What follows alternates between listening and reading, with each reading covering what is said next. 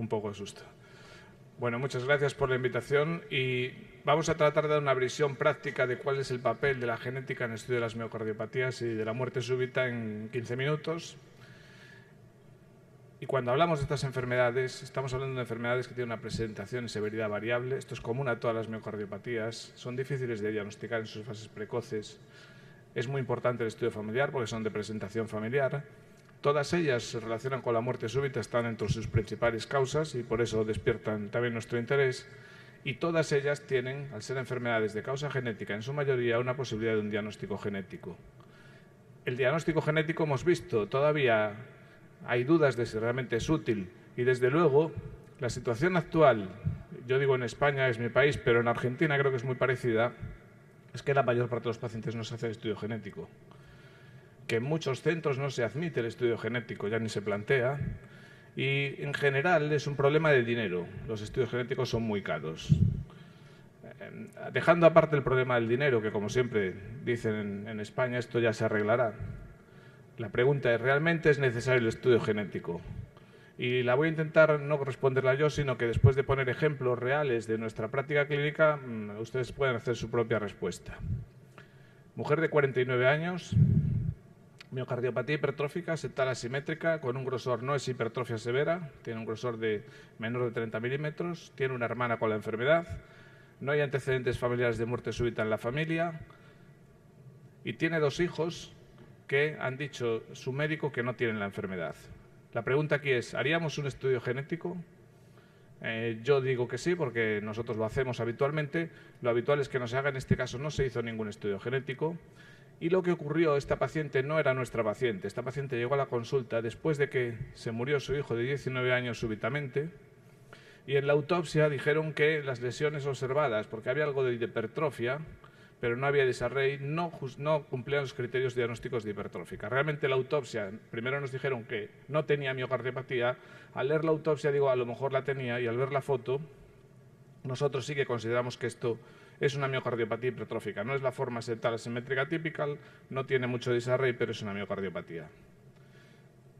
Aún no llegó la familia a nuestra consulta, estaban seguidos en otro hospital, se murió la mujer 3 meses después, el día de Navidad, súbitamente. Todavía no se había hecho ningún estudio genético. Y entonces llegaron con la hija de 13 años, que aparentemente estaba sana, para hacerle un estudio genético a la hija. El estudio genético lo había que haber hecho en los que estaban afectados. Por suerte en esta familia tenemos una hermana que está afectada y encontramos una mutación. La mutación K600 Friendship en la proteína C dieron a la miosina, que el fallecido la tenía, que nosotros la habíamos identificado previamente en 17 portadores de 8 familias de la misma zona de la que viene esta familia, en Pontevedra. Ya había habido 2 muertes súbitas y nosotros, antes de saber la mutación, por la evaluación de factores de riesgo, habíamos puesto 5 desfibriladores. Y nosotros ponemos desfibriladores en menos del 10% de los pacientes de nuestra consulta. Y la niña de 13 años no tiene la mutación. Yo no digo que con el estudio genético y haber descubierto cuál era la mutación en la mujer, seguramente habríamos descubierto que su hijo era portador, habríamos hecho el diagnóstico. No es seguro que lo hubiésemos salvado, pero podría ser. El coste de año vida ganado en España se acepta que un umbral aceptable de intervención son 40.000 euros al año. Si gastas 40.000 euros por salvar un año de vida, no digamos a una persona de 19 años, es aceptable. Entonces, si evitamos la muerte súbita de una persona como esta por haber hecho un diagnóstico en su momento, salvaríamos a lo mejor unos 40 años de vida y descontando el coste de desfibriladores, etcétera, esto es 1.400.000 euros, que es 15 o 20 años de estudios genéticos en nuestro centro. Otro caso, varón de 68 años. Con 42 alguien le dijo que tenía miocardiopatía dilatada. En el eco, con 68 años, tiene un ventrículo de 60 milímetros, una función moderadamente deprimida, una fracción de eyección del 40 a 45%. Le haríamos un estudio genético a este paciente. Yo ya les digo que no se le hace ni en mi hospital ni en casi ningún sitio del mundo. ¿Para qué? Si ya este señor ya tiene 68 años y ha sobrevivido todos estos años. Nosotros no lo hicimos. De hecho, él no estaba en nuestra consulta, él no fue el caso índice. Nosotros llegamos a este hombre porque su hijo, con 37 años, hizo un síncope mientras corría y podía haberse muerto súbitamente.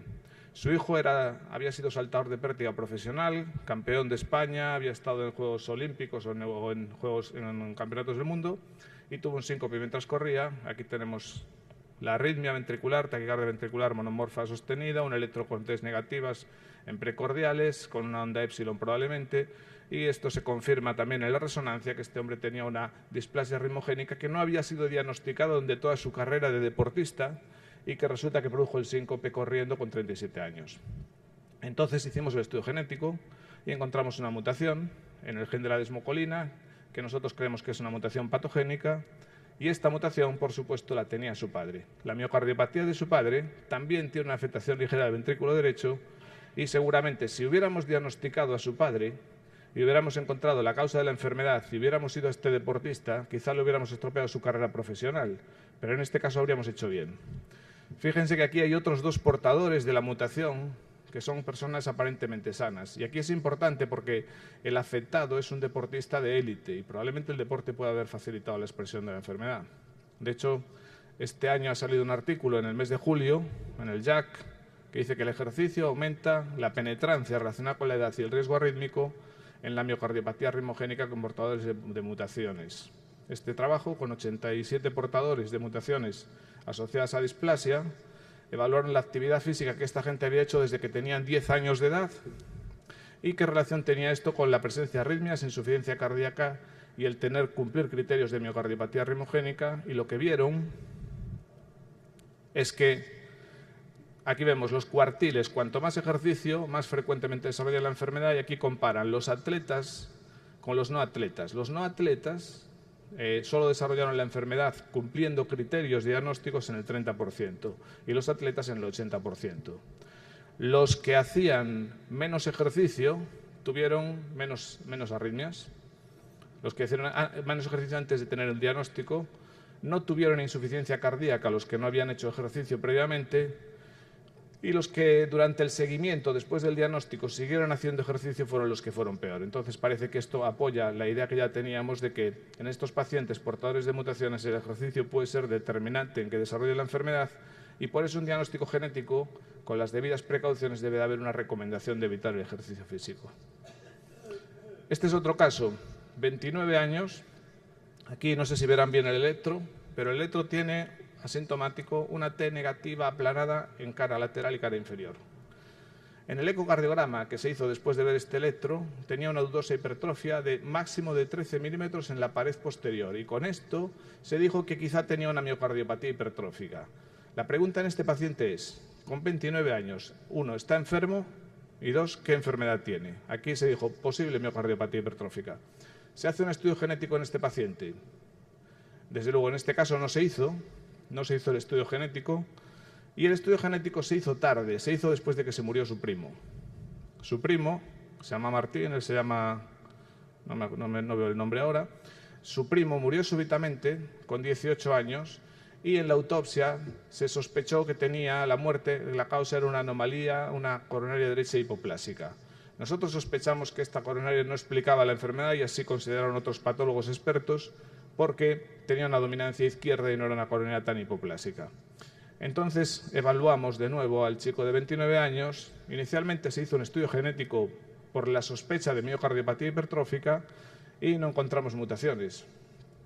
Pero en este caso tuvimos la oportunidad finalmente de recibir del juzgado una muestra del fallecido, y en este caso hicimos un estudio más amplio incluyendo todos los genes relacionados con cardiopatías familiares, y apareció una mutación en placofilina, que es un gen del desmosoma relacionado con la miocardiopatía ritmogénica, y en concreto esta mutación de este chico es la que causa la mitad de las miocardiopatías arritmogénicas que están en nuestra consulta arritmias de esta zona que llaman Costa da Morte por los naufragios en Galicia. Y este chico es de uno de los pueblos donde habíamos identificado la mutación. En este caso, la genética nos ha permitido saber que la causa de la muerte probablemente son complicaciones de una forma de displasia ritmogénica, y que el diagnóstico de este chico no es hipertrófica, sino que probablemente es una miocardiopatía ritmogénica incipiente y debe de evitar el ejercicio. La genética tiene utilidad pronóstica. Para mí esto es indudable, pero lo difícil es demostrarlo. Les voy a poner un ejemplo de nuestra investigación actual. Tenemos una zona de la beta-miosina, un gen de los más importantes en la miocardiopatía hipertrófica, que es la región conversora. Este es un trabajo que publicará Diego García, esperemos, en breve. Y en este caso, en esta región, nosotros hemos encontrado unas 7 familias con mutaciones. En la literatura hay 24 mutaciones diferentes, 143 familias, 470 pacientes, la mayoría con miocardiopatía hipertrófica, pero también con otros diagnósticos, dilatada, restrictiva, no compactación, muerte súbita. Y tenemos 158 muertes cardiovasculares. O sea, en esta pequeña zona de este gen particular tenemos un montón de mutaciones descritas. Nosotros comparamos qué pasa en la supervivencia de mis pacientes con mutaciones en esta región comparado con los pacientes que están descritos en la literatura. Si la mutación tiene valor pronóstico, debería de ser similar. Y estas son las curvas de supervivencia, que son prácticamente idénticas. Esto lo que dice es que una mutación en la región conversora, como norma, a los 40 años hay un 40% que han fallecido y a los 60 años ha fallecido el 75%, casi 80% de los portadores. No son mutaciones muy buenas. Y coincide lo que está descrito con lo que yo veo en mis pacientes. Pero no todas las mutaciones de esta región se comportan igual. Cuando vemos curvas de distintas mutaciones en la región, hay mutaciones que a los 40 años solo sobrevive un 20% y hay otras mutaciones que a los 40 años sobreviven más del 90%. Fíjense que estas mutaciones, de todas formas, no hay eventos casi hasta los 40 años, pero a partir de ahí, la pendiente de esta curva de supervivencia es tan empinada como otras mutaciones 20 años antes. En conjunto, el promedio es lo que hemos visto en la diapositiva anterior, pero no todas las mutaciones son iguales. ¿Por qué es esto importante? Para comprender mi paciente individual.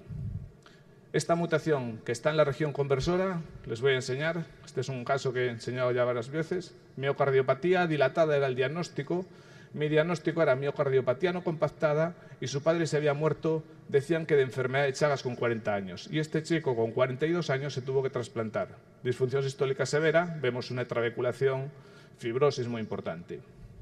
Su hermana tenía un diagnóstico de miocardiopatía hipertrófica con la misma mutación. Y su hermana tenía hipertrofia, pero evolucionó a una disfunción sistólica biventricular y se tuvo que trasplantar. Tiene unas invaginaciones aquí que recordarían a la no compactación, pero no cumple esos criterios. La hija de 9 años del caso índice, cuando yo la vi la primera vez, vi estas trabeculaciones aquí y dije, esta chica tiene lo mismo que su padre. Pero es muy difícil de demostrar, el pediatra no está de acuerdo conmigo. La chica tiene la mutación. Yo tengo 2 familias con esta mutación. El otro caso es un paciente que se ha trasplantado alrededor de los 40 años. Si yo uno la información de mis familias, tengo esta curva de supervivencia. No hay problemas hasta los 40 años y a partir de aquí se trasplantan todos. ¿Qué dice la literatura de esta mutación? Hay 8 o 10 familias descritas y hay unos cuantos casos de muertes por insuficiencia cardíaca, y aquí tienen las curvas de supervivencia. Hay bastantes muertes súbitas antes de los 40 años. Pacientes de 3, 4, 8, 10, 12, 15 años, que es la edad de esta niña. O sea que no solo, y después lo que es cierto es que a los 45 años prácticamente el 100% han muerto o se han trasplantado. Tengo información pronóstica, esta mutación realmente se comporta muy mal. La niña que hemos visto, 3 años después, tenía este ecocardiograma.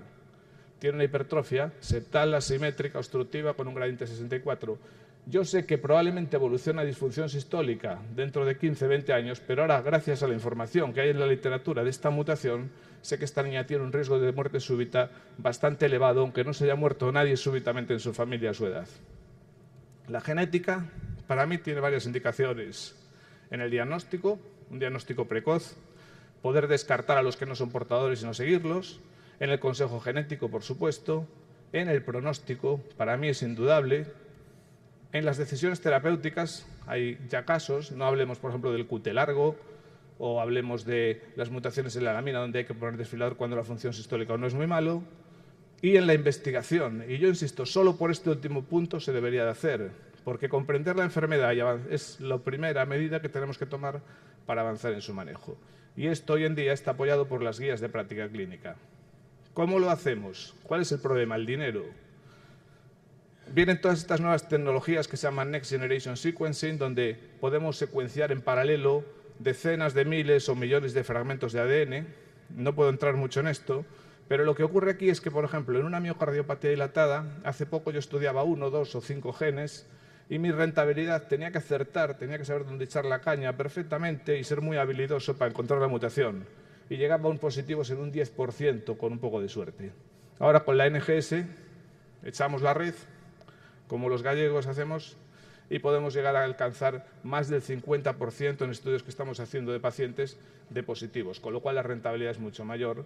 Y los costes, aquí vemos, esta es la línea que marca la ley de Moore de cómo baja el coste por bit que se analiza en los computadores. La NGS ha roto la ley de Moore y desde que apareció esta tecnología los costes de secuenciación están disminuyendo muy rápidamente y esto nos va a permitir ofrecer estudios más asequibles y mejorar su rentabilidad. Problema que aumenta el coste de la interpretación, porque un estudio de los que hacemos ahora de 240 genes encontramos más de 3.000, más de 5.000 variantes genéticas que hay que clasificar e interpretar. Pero esto ya es otra charla que me estoy alargando mucho. Gracias por su atención.